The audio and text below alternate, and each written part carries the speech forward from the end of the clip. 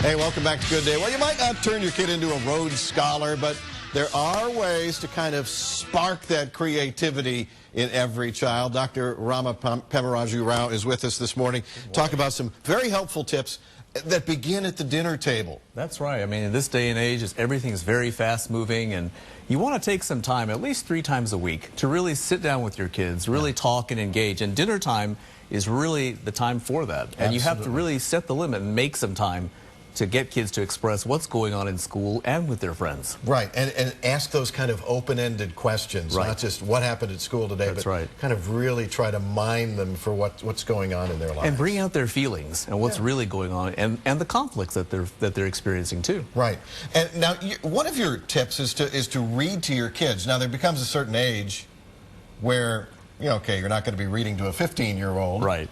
But this sets the precedent at a young age. Yeah. Because kids really do take those memories with them, and that fosters intimacy and connectedness, something that we're missing sometimes with little kids. Right. And so that really is a building block for a better ability to communicate with others later on. And I can tell you as a parent, later in life, there is nothing quite like having your kid, I remember when we used to, whatever that kind of tradition is. Exactly. And what better than reading. That's right. You also talk about some toys, and not just something that you load onto the computer. Oh my, the electronic toys, they're great, and they're fast moving, and they're exciting, but we want to come back to some regressive kinds of things that allow people to just connect with nature and the earth, such as gardening, basket weaving, any kind of cloth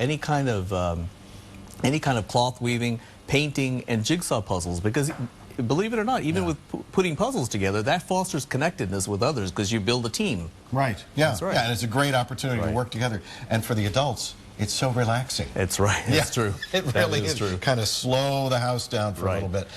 You talked about the value of a handwritten note. That's and it's so easy these days. Grandma sends you a birthday present, and Grandma's got an email address, so what's easier, you know? Yeah, thanks, Grandma.